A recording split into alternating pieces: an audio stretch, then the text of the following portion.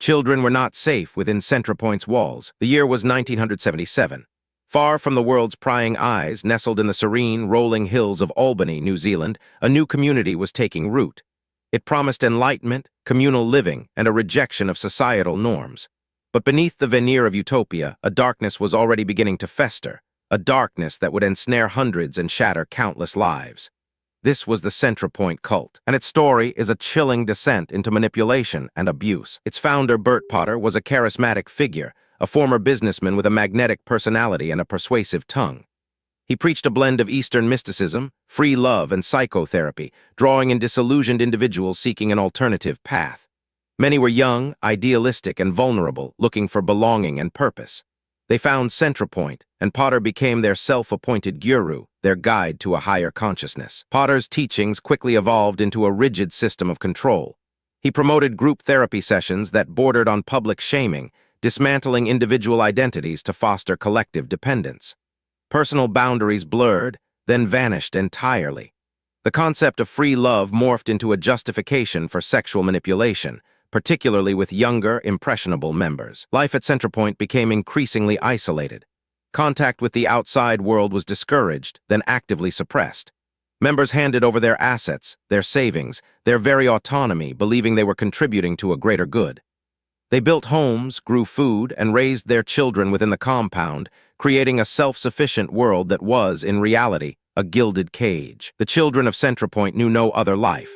Born and raised within the cult, they were subjected to the same ideologies, the same blurring of boundaries.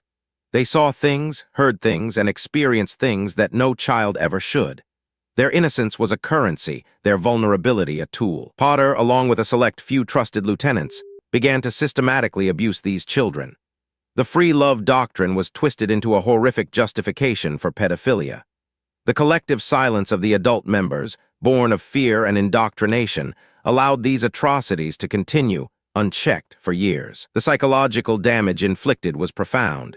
Children were taught that their bodies belonged to the community, not themselves. They were groomed to accept abuse as a form of spiritual exploration, a twisted path to enlightenment.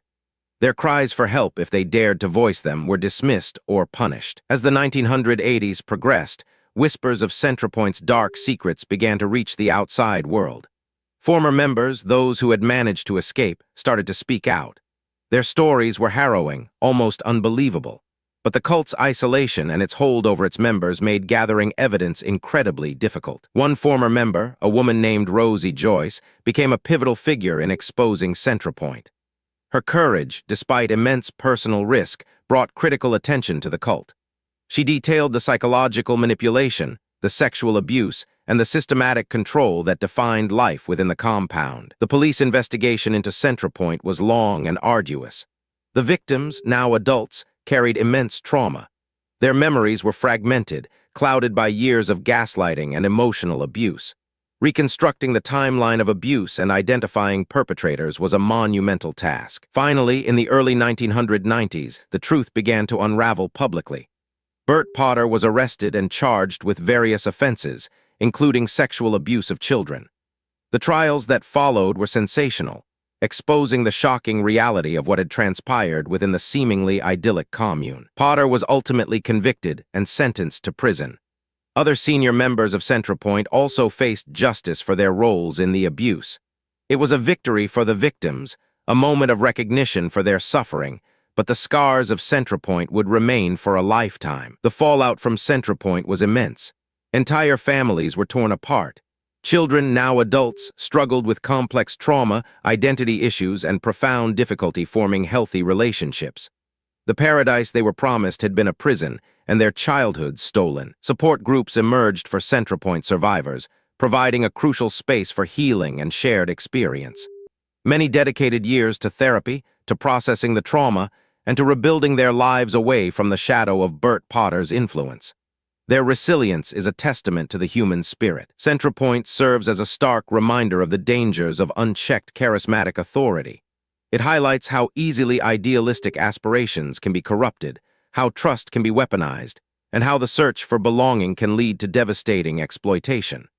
The allure of a better way often hides a darker truth. The story of Centrepoint also underscores the vital importance of critical thinking and questioning authority, even when it promises enlightenment or salvation.